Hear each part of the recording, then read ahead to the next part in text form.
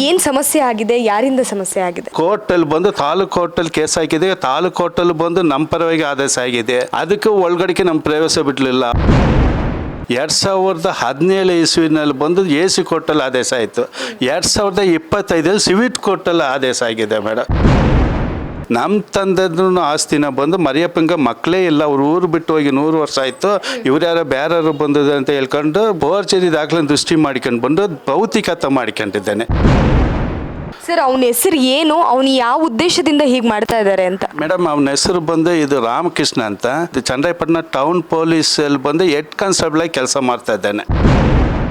ಇವ್ರು ಬಂದು ಸೇರ್ಕೊಂಡಿರೋದು ಹೇಗೆ? ಕಾನೂನಾತ್ಮಕವಾಗಿ ದತ್ತು ಮಕ್ಕಳ ಏನಿಲ್ಲ ಮೇಡಮ್, ಇಟ್ಟು ಬಟ್ಟಿಗೆ ಬಂದು ಸೇರ್ಕೊಂಡಿತ್ತು ಮೇಡಮ್. ಇವನೇನು ಮಾಡಿದ ಅವರಿಗೂ ಗೊತ್ತಿದೆ ಏನಂತ ಗೊತ್ತಿಲ್ಲ. ಇವನು ರಿಜಿಸ್ಟರ್ ಆಗಿದೆ ದತ್ತು ಮಗ ಅಂತ ಹೇಳ್ಕೊಂಡಿದ್ದೆ. ಆ ದಾಖಲಾತಿಗಳು ಇಲ್ಲಿವರೆಗೆ ನಮಗೆ ಸಿಕ್ಕಿಲ್ಲ ಮೇಡಮ್.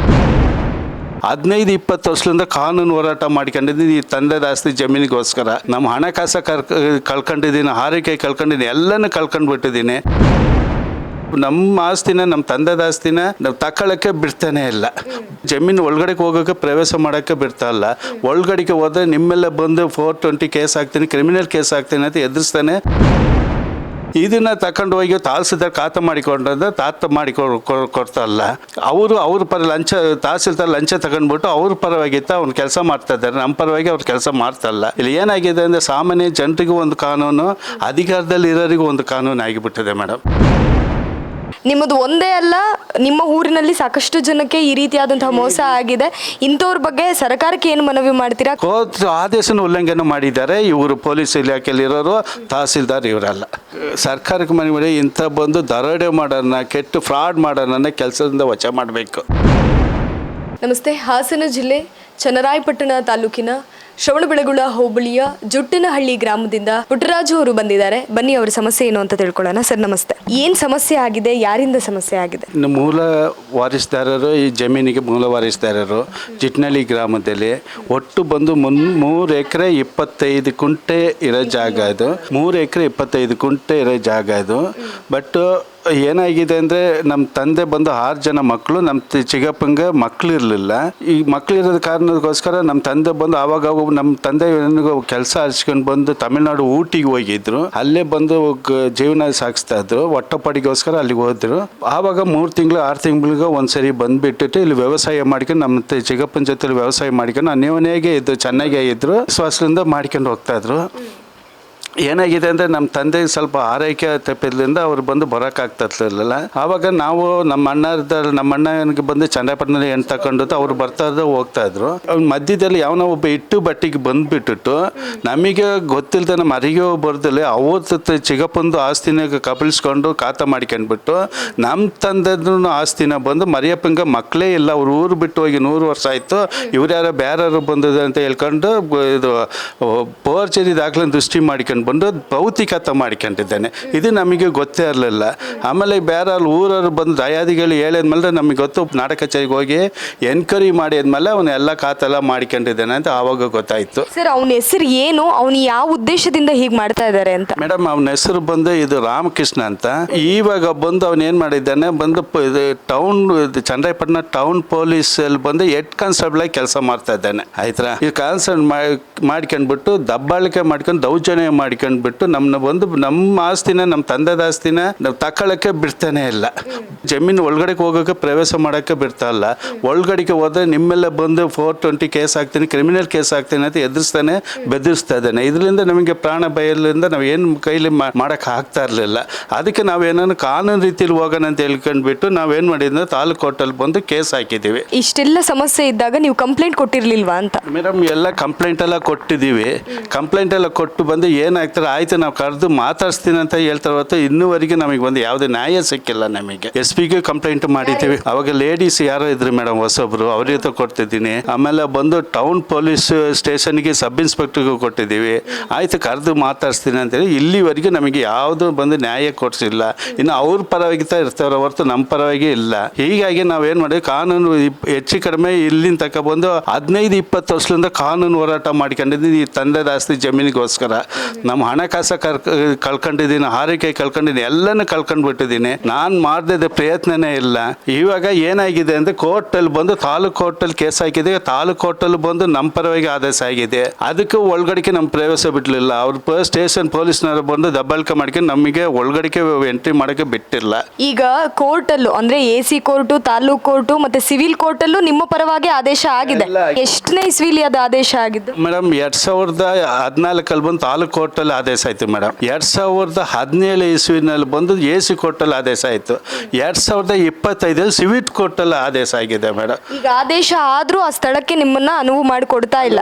ಇದು ಅಧಿಕಾರದ ದಬ್ಬಾಳಿಕೆ ಮತ್ತೆ ಅದನ್ನ ಮೇಡಮ್ ಹಣದ ಬಲ, ಅಧಿಕಾರ ಬಲದಿಂದ ದಬ್ಬಾಳಿಕೆ ಮಾಡ್ಕೊಂಡಿದ್ದಾರೆ ಮೇಡಮ್. ಇದು ಬಹಳ ನಮಗೆ ತೊಂದರೆಗಳ ಮೇಲೆ ತೊಂದರೆಗಳು ಕೊಡ್ತಾ ಇದ್ದಾರೆ ಮೇಡಮ್. ನಾವು ಎಲ್ಲ ಬಂದು ಶುಗರ್ ಪೇಷಂಟ್ ಎಷ್ಟಂತ ನಾವು ಹೋರಾಟ ಮಾಡೋಕ್ಕಾಗುತ್ತೆ ಮೇಡಮ್. ಕಾನೂನು ಕಡೆಯಿಂದ ನಮಗೆ ಬಂದು ಒಂದು ಇದು ಕೊಟ್ಟಿಲ್ಲ, ನ್ಯಾಯ ಕೊಟ್ಟಿಲ್ಲ. ಈ ಕಡೆಯಿಂದ ಜನಪ್ರತಿನಿಧಿಗಳನ್ನ ಅವ್ರ ಕಡೆಯಿಂದ ನ್ಯಾಯ ಕೊಟ್ಟಿಲ್ಲ. ಏನೋ ಮಾಡ್ಕೊಂಡು ತುಂಬಾ ತೊಂದರೆಗಳ ಮೇಲೆ ತೊಂದರೆಗಳು ಕೊಡ್ತಾರೆ ಮೇಡಮ್. ಸರ್, ಇಷ್ಟಾದ್ರೂ ಪೊಲೀಸ್ ಆಯುಕ್ತರು ಏನ್ ಮಾಡ್ತಾ ಇದ್ದಾರೆ? ಈ ರೀತಿ ಜನಸಾಮಾನ್ಯರ ಒಂದು ಕಷ್ಟವನ್ನ ಕೇಳೋದಕ್ಕೆ ಯಾರು ಇಲ್ವಾ? ಯಾರು ಇಲ್ಲ ಮೇಡಮ್. ನಮ್ಮ ಕಷ್ಟನ ಕೇಳೋದಕ್ಕೆ ಯಾರು ಇಲ್ಲ ಮೇಡಮ್. ಅದು ಬೇಕಾದ್ರೆ ಇನ್ನು ಅವ್ರ ಅಧಿಕಾರದಲ್ಲಿರೋದ್ರಿಂದ ಅವ್ರ ಪರವಾಗಿ ತರ್ತಾರೆ ಹೊತ್ತು ನಮ್ಮ ಪರವಾಗಿ ಯಾರು ಇಲ್ಲ ಮೇಡಮ್. ಆಯ್ತಾ, ಸಿಂಗಲ್ ಪರ್ಸನ್ ಹೋರಾಟ ಮಾಡ್ತಾ ಇದ್ದೀನಿ ಮೇಡಮ್. ನಾವು ಇಲ್ಲಿಂದ ಯಾರು ನಾಯಕಿಲ್ಲ. ಇದು ನೋಡಿ, ಇವತ್ತು 20 ವರ್ಷ ನಡೀತಾರೆ ಕಾನೂನು ಹೋರಾಟ ಮೇಡಮ್. ಇವನು ಏನು ಮಾಡ್ತಾ ಇದ್ದಾನೆ ಅಂದರೆ, ಅದು ನಮಗೆ ಆದೇಶ ಬಂದ ಕೂಡಲೇ ಬೇರೆ ಇನ್ನೊಂದು ಬಂದು ಅಪೀಲ್ಗೆ ಹೋಗ್ತಾ ಇದ್ದಾನೆ ಮೇಡಮ್. ಹಿಂಗೆ ಹೋಗಿ ತಿಳ್ಕೊಂಡು ಹೋಗ್ತಾರೆ. ಅದು ಇವಾಗ 3ನೇ ಪಾರ್ಟಿನ ತಗೊಂಡು ಬಂದು ಸ್ಟೇ ತಗೊಂಡಿದ್ದೇನೆ. ಸ್ಟೇ ತಗೊಂಡಿದ್ಮೇಲೆ ಅದು 1 ತಿಂಗಳ ಅವಧಿ ಇತ್ತು. ಅವಧಿ ಮುಗಿದೋಗಿದೆ, ಎಕ್ಸ್ಟೆಂಡ್ ಮಾಡಿ ಕೊಟ್ಟಿಲ್ಲ. ಇದನ್ನ ತಗೊಂಡು ಹೋಗಿ ತಹಸೀಲ್ದಾರ್ ಖಾತೆ ಮಾಡಿಕೊಂಡ್ರೆ ಕೊಡ್ತಾರಲ್ಲ. ಅವ್ರ ಪರ ತಹಸೀಲ್ದಾರ್ ಲಂಚ ತಗೊಂಡ್ಬಿಟ್ಟು ಅವ್ರ ಪರವಾಗಿತ್ತ ಅವ್ನು ಕೆಲಸ ಮಾಡ್ತಾ ಇದ್ದಾರೆ. ನಮ್ಮ ಪರವಾಗಿ ಅವ್ರು ಕೆಲಸ ಮಾಡ್ತಾ ಇಲ್ಲ. ಇಲ್ಲಿ ಏನಾಗಿದೆ ಅಂದರೆ, ಸಾಮಾನ್ಯ ಜನರಿಗೂ ಒಂದು ಕಾನೂನು, ಅಧಿಕಾರದಲ್ಲಿ ಇರೋರಿಗೂ ಒಂದು ಕಾನೂನು ಆಗಿಬಿಟ್ಟಿದೆ ಮೇಡಮ್. ಏನು ಮಾಡೋಕ್ಕಾಗುತ್ತೆ ಮೇಡಮ್ ನನ್ನ ಕೈಲಿ? ನಾನು ನೋಡಿ ಮೊನ್ನೆಲ್ಲ ಇದಕ್ಕೆಲ್ಲ ಹೋಗಿದ್ದು ಹಾಸನ ಪ್ರೆಸ್ ಮೀಟಿಂಗು ಕೊಟ್ಟಿದ್ದೆ ಮೇಡಮ್. ರೈತರ ಸಂಘ ಮುಖಾಂತರವಾಗಿ ಹೋಗಿ ಇದು ಮಾಡಿದ್ದು ಮೇಡಮ್. ಪ್ರೆಸ್ ಮೀಟಿಂಗಲ್ಲಿ ಕೊಟ್ಟು ಅದಕ್ಕೆ ಯಾರು ಕೇರ್ ಮಾಡ್ತಲ್ಲ ಮೇಡಮ್. ನಮ್ಮ ಎಲ್ಲ ರೀತಿ ಪ್ರಯತ್ನ ಮಾಡಿದ್ದೀನಿ ಮೇಡಮ್. ನಾನು ಕಂಪ್ಲೇಂಟ್ ಆಗಿದೆ, ಕೋರ್ಟ್ ಆದೇಶ ಬಂದಿದೆ, ಸ್ಟೇನು ಎಲ್ಲ ಪೂರ್ತಿ ಮುಗ್ದೋಗಿದೆ. ಆದ್ರೂ ನಿಮಗೆ ಆ ಸ್ಥಳಕ್ಕೆ ಅನುವು ಮಾಡಿಕೊಡ್ತಾಯಿಲ್ಲ ಮೇಡಮ್. ದತ್ತು ಮಗ ಇವ್ರದ್ದು ತಂದೆನೇ ಬೇರೆ ಮೇಡಮ್. ಇವ್ ಪುಟ್ಟಯ್ಯ ಮಗ ಅಂತ ಹೇಳ್ಕೊಂಡ್ಬಿಟ್ಟು ಪೊಲೀಸೆಲ್ಲ ಕೆಲಸಕ್ಕೆ ಇಟ್ಕೊಂಡಿದ್ದಾನೆ. ಇದ್ರ ಬಗ್ಗೆ ಬಂದು ತನಿಖೆ ಮಾಡ್ಬೇಕು ಮೇಡಮ್. ಅದು ಅವನ ಕೆಲಸವು ಡೋಂಗಿ ಅಂತ ಹೇಳ್ತಾ ಇದ್ದಾರೆ. ಅವನು ಎಲ್ಲ ಪೋರ್ಚರಿ ಮೇಡಮ್. ಅವ್ನು ಮಾಡಿರೋ ಪೋರ್ಚರಿ ಮೇಡಮ್, ಎಲ್ಲ ಪೋರ್ಚರಿ ಮಾಡಿದ್ದಾನೆ. ನಿಮ್ಮ ಚಿಕ್ಕಪ್ಪಂಗ್ ಮಕ್ಳಿಲ್ಲ ಅಂದ್ರಿ, ಇವ್ರು ಬಂದು ಸೇರ್ಕೊಂಡಿರೋದು ಹೇಗೆ? ಕಾನೂನಾತ್ಮಕವಾಗಿ ದತ್ತು ಮಕ್ಕಳ ಏನಿಲ್ಲ ಮೇಡಮ್. ಇಟ್ಟು ಬಟ್ಟಿಗೆ ಬಂದು ಸೇರ್ಕೊಂಡಿತ್ತು ಮೇಡಮ್. ಇವನೇನು ಮಾಡಿದ ಅವರಿಗೂ ಗೊತ್ತಿದೆ ಏನಂತ ಗೊತ್ತಿಲ್ಲ. ಇವನು ರಿಜಿಸ್ಟರ್ ಆಗಿದೆ ದತ್ತು ಮಗ ಅಂತ ಹೇಳ್ಕೊಂಡಿದ್ದೆ. ಆ ದಾಖಲಾತಿಗಳು ಇಲ್ಲಿವರೆಗೆ ನಮಗೆ ಸಿಕ್ಕಿಲ್ಲ ಮೇಡಮ್. ಅದು ನಮಗೆ ಗೊತ್ತಿಲ್ಲ ಮೇಡಮ್. ಏನೋ ದುಡ್ಡು ಕೊಟ್ಕೊಂಡು ಇಲ್ಲ ಏನು ಮಾಡ್ಕೊಂಡು ನಮಗೆ ಗೊತ್ತಿಲ್ಲ ಮೇಡಮ್. ಅದು ಆಮೇಲೆ ಅವನು ವಂಶವೃಕ್ಷಕ್ಕೆ ಬಂದು ನಾಡ ಕಚೇರಿಗೆ ಅರ್ಜಿ ಹಾಕಿದ್ದಾರೆ. ಅದು ತಿರಸ್ಕಾರ ಆಗಿದೆ. ವಂಶವೃಕ್ಷನೇ ಸರಿ ಇಲ್ಲ ಅಂತ ಹೇಳ್ಕೊಂಡ್ಬಿಟ್ಟು ಮೇಡಮ್. ಅದ್ರದ್ದು ಕಾಪಿ ಎಲ್ಲ ಇಲ್ಲಿದೆ ಮೇಡಮ್. ಡಾಕ್ಯುಮೆಂಟ್ಸ್ ಎಲ್ಲ ಮೂಲ ದಾಖಲೆಗಳಿದೆ. ಆಮೇಲೆ ಪಾಲಿಕೆ ಪಟ್ಟಿಯಲ್ಲಿ ಬಂದು ನಮಗೆ ಯಾರು ಸಾಕ್ಷಿ ಸೈನ್ ಹಾಕಿದ್ದಾರೋ ಅವ್ರು ಜೀವಂತವಾಗಿದ್ದಾರೆ. ಅವರು ಬಂದು ಸಾಕ್ಷಿ ಹೇಳಿದ್ದಾರೆ. ಇನ್ನೇನು ಆ ಥರಕ್ಕೆ ಇವರಿಗೆ ಅನುಮಾನ ಬತ್ತು ಅಂದರೆ ಬೇಕಾದ್ರೆ ಬಂದು ಇದು ಊರಲ್ಲಿ ಬಂದು ಸ್ಥಳ ಪರಿಶೀಲನೆ ಮಾಡಿ ಮಾರ್ಜಿ ಮಾಡ್ಬೋದಾಗಿತ್ತಲ್ಲ ಮೇಡಮ್. ಇವರು ಬಂದು ತಹಸೀಲ್ದಾರು, ರೆವಿನ್ಯೂ ಇನ್ಸ್ಪೆಕ್ಟರು, RI ಇವರೆಲ್ಲ ಏನನ್ನ ಕೈ ಕೊಂಬಾಗಿದ್ದಾರೆ ಮೇಡಮ್. ಯಾಕಂದರೆ ಇವನು ದುಡ್ಡು ತಗೊಂಡ್ಬಿಟ್ಟು ಈ ಥರ ಕೆಲಸ ಮಾಡ್ತಾ ಇದ್ದಾರೆ. JP ರಾಮಕೃಷ್ಣ ಅಂತ ಇವಾಗ Channarayapatna town police station head constable ಆಗಿದ್ದಾನೆ. ಇವನು ರಾಮಕೃಷ್ಣ ಅಂತ. ಮೂಲ ಚಿಟ್ನಲ್ಲಿ ಏನಂತ ಹೇಳ್ತಾರೆ, ನಮಗೂ ಗೊತ್ತಿಲ್ಲ. ಆದರೆ ಬಂದು ಇವನು ಏನು ಮಾಡಿದ್ದಾನೆ, ಇವ್ರ ತಂದೆ ಬಂದು ಒರಿಜಿನಲ್ ತಂದೆ ಬಂದು ರಾಮಯ್ಯ ಅಂತ. ಬಟ್ ಇವನು ಏನು ಮಾಡಿದ್ದಾನೆ, ಪುಟ್ಟಯ್ಯ ನಮ್ಮ ತಂದೆ ಅಂತ ಹೇಳ್ಕೊಂಡು ಬಂದು ಸರ್ಕಾರಿ ಕೆಲಸಕ್ಕೆ ಇಟ್ಕೊಂಡಿದ್ದಾನೆ. ಇದ್ರ ಬಗ್ಗೆ ತನಿಖೆ ಮಾಡಬೇಕು ಆಯಿತಾ. ಎಲ್ಲ ಫೋರ್ಜರಿ ದಾಖಲೆ ಮಾಡ್ಕೊಂಡು ದೃಷ್ಟಿ ಮಾಡಿಕೊಂಡು ಈ ಥರಗೆ ನಮಗೆ ಅನ್ಯಾಯ ಆಗಿದೆ. ಆಮೇಲೆ ನಮ್ಮ ಆಸ್ತಿನ ಏನು ಮಾಡಿದ್ದಾರೆ ಅಂದರೆ, ತಿಮ್ಮಮ್ಮ ಅನ್ನೋದು ಬಂದು ವಿಜಯಗೆ ಬಂದು ದಾನ ಪತ್ರ ಕೊಟ್ಟಿದ್ದಾರೆ, ದಾನವಾಗಿ ಕೊಟ್ಟಿದ್ದಾರೆ. ನಮ್ಮ ಗಮನಕ್ಕೆ ತರದಲ್ಲೇ ನಮ್ಮ ಸಿಗ್ನೇಚರ್ ಇಲ್ದಲೇ ಅವ್ರು ಬಂದು ದಾನ ಪತ್ರ ಕೊಟ್ಟಾರೆ. ಇದು ಯಾವ ರೀತಿಯಲ್ಲಿ ನ್ಯಾಯ ಅದು ಆಯಿತಾ. ಇದ್ರ ಬಗ್ಗೆ ತನಿಖೆ ನಡಿಬೇಕು ಆಯಿತಾ. ಇಷ್ಟಲ್ಲ. ಆಮೇಲೆ ಊರ ಕಡೆ ಬಂದು ಸುಮಾರು ಜನಕ್ಕೆ ಎದುರಿಸ್ಕೊಂಡು ಬೆರೆಸ್ಕೊಂಡು ಎಲ್ರದ್ದು ಬಂದು ಇದು ಜಮೀನನ್ನು ಆಯ್ಕೊಂಡು ಮಾಡ್ಕೊಂಡಿದ್ದಾನೆ. ಎಲ್ರದ್ದು ಮಾಡ್ಕೊಂಡು, ನಮ್ಮದು ಅಂತಲ್ಲ. ನಿಮ್ಮದು ಒಂದೇ ಅಲ್ಲ, ನಿಮ್ಮ ಊರಿನಲ್ಲಿ ಸಾಕಷ್ಟು ಜನಕ್ಕೆ ಈ ರೀತಿಯಾದಂತಹ ಮೋಸ ಆಗಿದೆ. ಇಂಥವ್ರ ಬಗ್ಗೆ ಸರ್ಕಾರಕ್ಕೆ ಏನು ಮನವಿ ಮಾಡ್ತೀರಾ? ಸರ್ಕಾರಕ್ಕೆ ಮನವಿ ಮಾಡಿ ಇಂಥ ಬಂದು ದರೋಡೆ ಮಾಡೋಣ, ಕೆಟ್ಟು ಫ್ರಾಡ್ ಮಾಡೋಣ ಕೆಲಸದಿಂದ ವಚ ಮಾಡಬೇಕು ಆಯ್ತಾ. ಇನ್ನೋರಿಗೆ ಅಮಾಯಕರಿಗೆ ಬಂದು ನ್ಯಾಯ ಸಿಗಬೇಕು. ಸರ್ಕಾರದಲ್ಲಿಂದ ಅಧಿಕಾರ ದುರ್ಬಳಕೆ ಮಾಡಿಕೊಂಡು ಹೆಚ್ಚು ಕಡಿಮೆ 40 ಪಾನಿಗಳು ಮಾಡಿದ್ದಾನೆ. ದಾಖಲೆಗಳು ಎಲ್ಲಿದೆ ಇದ್ರ ಬಗ್ಗೆ ದೊಡ್ಡ ಮಟ್ಟದ ಒಂದು ತನಿಖೆ ಆಗಬೇಕು. ಅವ್ನು ಬಂದು ಇಮಿಡಿಯೇಟ್ ಇದೆಲ್ಲ ತನಿಖೆ ಮಾಡಿ ಇಮಿಡಿಯೇಟಾಗಿ ಅವನ ಕೆಲಸದಿಂದ ವಜಾ ಮಾಡಿ ಅವನಿಗೆ ಬಂದು ಪನಿಷ್ಮೆಂಟ್ ಕೊಡಬೇಕಂತ ನಂದು ಆಗ್ರಹ ಮಾಡ್ತಾ ಇದ್ದೀನಿ ಮೇಡಮ್. 2025 ಸಿವಿಲ್ ಕೋರ್ಟಲ್ಲಿ ಆದೇಶ ಆಗಿದೆ. ನಾವು 30ನೇ ತಾರೀಕು ಬಂದು ಅರ್ಜಿ ಕೊಟ್ಟಿದ್ದು ಖಾತಾ ಮಾಡಿಕೊಡಿ ಅಂತ. ಚನ್ನರಾಯಪಟ್ಟಣ ತಾಲೂಕು ತಹಸೀಲ್ದಾರ್ ಏನು ಮಾಡಿದ್ದಾನೆ, 9 ತಿಂಗಳವರೆಗೆ ಹಾಗೆ ಇಟ್ಕೊಂಡ್ಬಿಟ್ಟು ಆಮೇಲೆ 9 ತಿಂಗಳು ಆದಮೇಲೆ ಅವನ ಕಡೆಯಿಂದ ಒಂದು ದುಡ್ಡು ಲಂಚ ತಗೊಂಡ್ಬಿಟ್ಟು ಇದು ಏನು ಮಾಡಿದ್ದಾನೆ, ತಕರಾರು ಅರ್ಜಿ ತಗೊಂಡು ಹಿಂಬರ ನಮಗೆ ಕೊಡ್ತಾ ಇದ್ದಾನೆ. ಇದು ಯಾವ ರೀತಿನ? ಯಾವಾಗ ಬಂದು ಇದು ಕೋರ್ಟಿಗೆ ಆದೇಶಕ್ಕೆ ಒಂದು ಬೆಲೆ ಅಲ್ವಾ? ಕೋರ್ಟ್ ಆದೇಶನ ಉಲ್ಲಂಘನೆ ಮಾಡಿದ್ದಾರೆ ಇವರು, ಪೊಲೀಸ್ ಇಲಾಖೆಯಲ್ಲಿರೋರು, ತಹಸೀಲ್ದಾರ್ ಇವರಲ್ಲ. ಚನ್ನರಾಯಪಟ್ಟಣ ತಾಲೂಕಿನಲ್ಲಿ ನಿಮ್ಮ ಒಂದು ಜುಟ್ಟನಹಳ್ಳಿಯಲ್ಲಿ ನಿಮ್ಮ ಜಮೀನು ಇರುವಂಥದ್ದು, ಬೆಂಗಳೂರಿನಲ್ಲಿ ನೀವು ನೆಲೆಸಿರುವಂಥದ್ದು, ಗುಡ್ ನ್ಯೂಸ್ ಇರುವಂಥದ್ದು ಮೈಸೂರಿನಲ್ಲಿ. ಯಾಕೆ ಗುಡ್ ನ್ಯೂಸ್ನ ಆಯ್ಕೆ ಮಾಡ್ಕೊಂಡು? ಈ ತರಕ ನಮಗೆ ಮನೆ ಆಗಿರೋದು ನೋಡ್ಬಿಟ್ಟು ಯಾರೋ ನನ್ನ ಸ್ನೇಹಿತರು ನನಗೆ ಬಂದು ವಾಟ್ಸಪ್ಪಲ್ಲಿ ಮಾಡಿದ್ರು. ನನಗೆ ಅದು ವಾಟ್ಸಪ್ಪಲ್ಲಿ ನೋಡ್ಕೊಂಡ್ಬಿಟ್ಟು ನಿಮ್ಮನ್ನ ಬಂದು ಸಂಪರ್ಕಿಸಿದ್ದೆ. ನ್ಯಾಯ ಸಿಕ್ಕದ ಒಂದು ನಂಬಿಕೆಯಲ್ಲಿ ನಾನು ಬಂದಿದ್ದೀನಿ ಅಷ್ಟೇ. ಕರಕ್ಕೆ ಏನು ಹೇಳ್ಬೇಕಂದ್ರೆ ಅವ್ರು ಬಾಲಕೃಷ್ಣ ಅವ್ರ ಹತ್ರಲ್ಲೂ ಹೋದು ಈ ತರಕ ನಮಗೆ ಅನ್ಯಾಯ ಆಗಿದೆ, ನ್ಯಾಯ ಕೊಡ್ಸಿ ಅಂತ ಆಯ್ತು ಮಾತಾಡ್ತೀನಿ ಅಂತ ಹೇಳಿದೆ. ಇಲ್ಲಿ ಅವ್ರ ಕಡೆಯಿಂದ ನಮಗೆ ನ್ಯಾಯ ಸಿಕ್ಕಿಲ್ಲ. ಆಯ್ತು, AC ನಾವು ಬಂದು ಮನವಿ ಮಾಡಿದ್ದೀವಿ, DC ಮನವಿ ಮಾಡಿದ್ವಿ, ಎಲ್ರಿಗೂ ಮನವಿ ಮಾಡಿದ್ವಿ. ಇಲ್ಲಿನ ತನಕ ನಮಗೊಂದು ನ್ಯಾಯ ಅಂತೂ ಸಿಕ್ಕಿಲ್ಲ. ಇದು ನಡೀತಾ ಇದೆ 20 ವರ್ಷ. ಇನ್ನು ಎಷ್ಟಂತ ನಾವು ಹೋರಾಟ ಮಾಡೋಕ್ಕಾಗತ್ತೆ? ಇನ್ನೇನು ಸ್ವಲ್ಪ ದಿವಸ ಆಯ್ತು ನಮ್ಮ ಆಯುಸು ಮುಗಿದೋಗುತ್ತೆ. ಆಮೇಲೆ ಸಿಕ್ಕಿದ್ದು ಏನು ಪ್ರಯೋಜನ ಆಗುತ್ತೆ ಹೇಳಿ? ಇನ್ನು ನಾವು ಎಷ್ಟು ಹೋರಾಟ. ಇವಾಗಲೂ ನಾವು ಒಂದು ಶುಗರ್ ಪೇಷಂಟ್ ನಾನು. ಎಲ್ಲ ನೋಡಿ ಇಲ್ಲೆಲ್ಲ ಕಾಲುಗಳೆಲ್ಲ ಹುಣ್ಣಾಗಿಬಿಟ್ಟಿದೆ, ಎಲ್ಲ ಹುಣ್ಣಾಗಿದೆ. ಈ ತರಕ್ಕೆ ಶುಗರ್ ಪೇಷಂಟ್ ಇನ್ನು ಎಷ್ಟಂತ ವಯಸ್ಸಿದೆಯಾ? ನಮ್ಮ ಹತ್ರ ಯಾವುದೂ ಶಕ್ತಿ ಇಲ್ಲ. ಏನೋ ಒಂದು ನ್ಯಾಯ ಒಂದಿದೆ, ಸತ್ಯ ಒಂದಿದೆ. ಅದೇ ನಿಮ್ಮ ಪರವಾಗಿ ನಮಗೆ ಒಂದು ನ್ಯಾಯ ಸಿಗಬೇಕು ಅಂತ ನಾನು ಬಂದು ಕೈ ಮುಗಿದು ನಿಮಗೆ ಬೇಡ್ಕೊತಿದ್ದೆ. ಸಮಸ್ಯೆಗಳನ್ನ ಇವರು ಗಮನಕ್ಕೂ ತಗೊಂಡಿದ್ದು MLA ಆದ ಶ್ರೀ ಬಾಲಕೃಷ್ಣ ಅವ್ರ ಹತ್ರ ಎಲ್ಲನೂ ಇದು ಮಾಡಿಬಿಟ್ಟು ದಾಖಲೆಗಳಿದೆ, ಏನೋ ಸ್ವಲ್ಪ ನ್ಯಾಯ ಕೊಡಿಸಿ ಅಂತ ಕೇಳ್ಕೊಂಡು ಆಯಿತು ನಾವು ಬಂದು ಮಾಡಿ ಕೊಡ್ತೀನಿ ಅಂತ ಹೇಳಿದ್ರೆ ಇಲ್ಲಿವರೆಗೂ ಅವ್ರ ಕಡೆಯಿಂದ ಬಂದು ಯಾವುದೂ ನಮಗೆ ಬಂದು ನ್ಯಾಯ ಅಂತೂ ಸಿಕ್ಕಿಲ್ಲ. ಇವರು ನನಗೇನು ಅನುಮಾನ ಬರ್ತದೆ ಅವ್ರ ಪರವಾಗಿದೆ ಇವರು ನಿಂತಿದ್ದಾರೆ ಅಂತ ಕನ್ಸಿ. ಯಾಕೆಂದರೆ ಅವ್ರು ಬಂದು ಅಧಿಕಾರದಲ್ಲಿದ್ದಾರೆ, ನಾವು ಅಧಿಕಾರದಲ್ಲಿಲ್ಲ. ನಾವೊಂದು ಸಾಮಾನ್ಯ ಜನರು. ಅದಕ್ಕೋಸ್ಕರ ನಮಗೆ ಬಂದು ಅವ್ರ ಕಡೆಯಿಂದ ನ್ಯಾಯ ಸಿಕ್ಕಿಲ್ಲ. ದಯವಿಟ್ಟು ನಿಮ್ಮ ಮುಖಾಂತರ ನಿಮ್ಮ ಕ್ಷೇತ್ರದಲ್ಲಿರೋ ವ್ಯಕ್ತಿ ಆಗಿದೆ ನಾವು ಒಂದು ನಿಮ್ಮ ವೋಟರ್ ನಾವು, ನಮಗಿದೊಂದು ನಿಮ್ಮ ಮುಖಾಂತರವಾಗಿ ನಮಗೆ ಒಂದು ನ್ಯಾಯ ಸಿಕ್ಬೇಕಂತ ಈ ವಾಹಿನಿ ಮೂಲ ನಿಮ್ಮನ್ನ ಬಂದು ಬೇಡಿಕೆ ಎತ್ತಿದ್ದೇನೆ. ಕೊಡಿಸಿ ಅಂತ ನಂಬಿಕೆ ಇದೆ ನೀವು ಕೊಡಿಸ್ತೀರಿ ಅಂತ ಸರ್. ಇದು ಆದೇಶ ಆದಾದ್ಮೇಲೆ ಏನಾದ್ರು ಈ ಥರ ದಬ್ಬಾಳಿಕೆ ಮಾಡೋದ್ರಿಂದ ನಾವೇನು ಮಾಡಿದ್ವಿ, ರೈತರ ಮುಖಂಡರಿಗೆಲ್ಲ ನೀವು ಒಂದು ಸೇರ್ಕೊಂಡು ಬಂದು ಹಾಸನ ಜಿಲ್ಲೆ ಇದರಲ್ಲಿ ಪತ್ರಿಕಾಗೋಷ್ಠಿ ಮಾಡಿದ್ದೀವಿ ನಾವು. ಇದು ಮಾರ್ಚ್ 2025 ಮಾರ್ಚ್ 18ರಲ್ಲಿ ಅದು ಎಲ್ಲ ವಾಹಿನಿಗಳಲ್ಲೂ ಬಂದಿದೆ. ಅದು ಬಂದು ಇದು ನ್ಯೂಸ್ ಪೇಪರಲ್ಲೂ ಬಂದಿದೆ.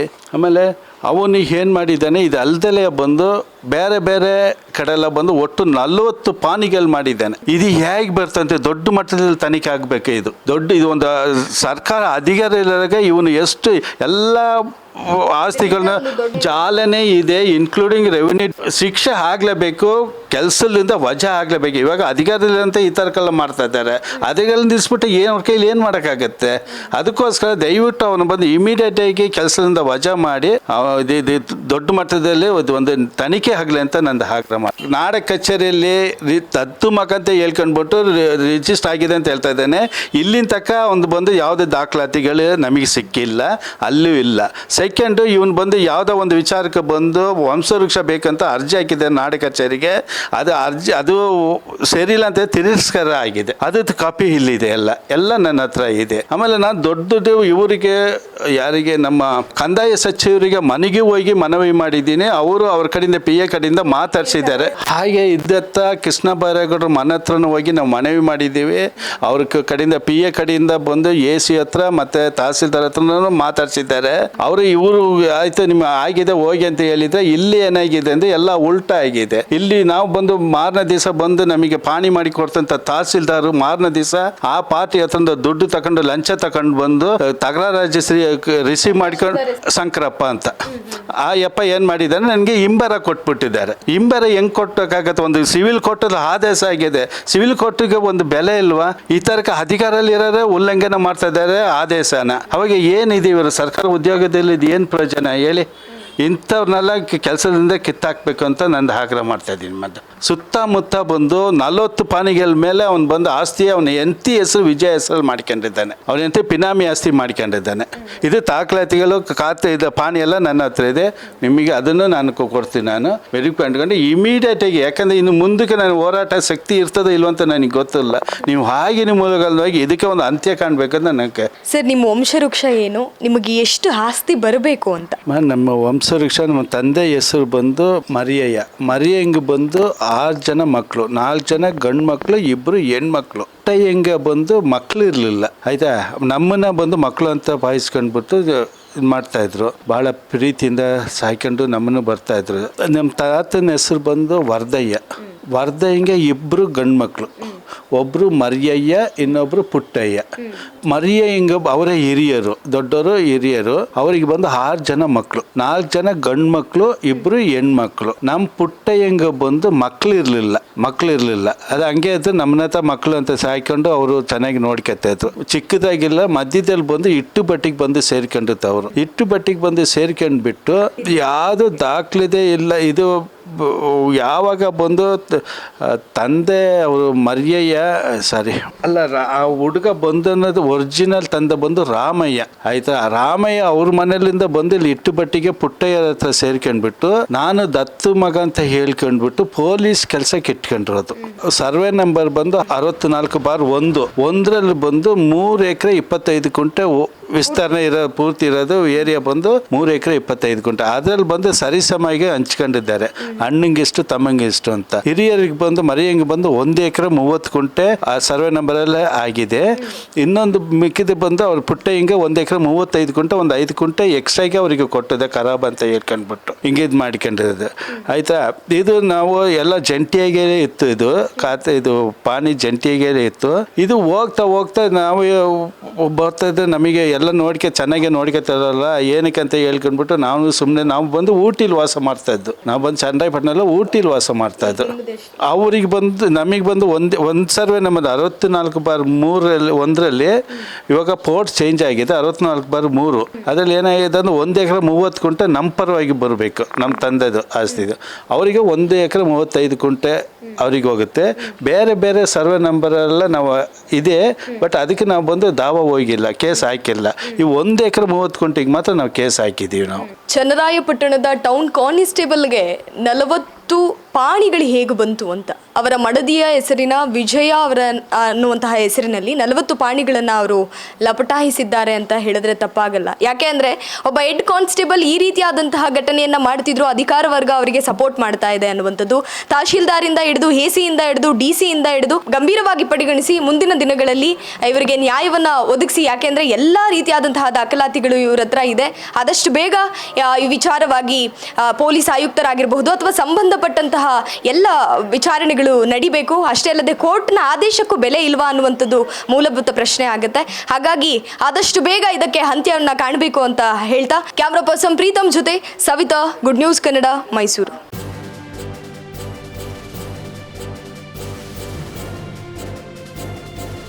ಇದು ಮಾನವೀಯ ಸಂದೇಶದ ಜನವಾಹಿನಿ.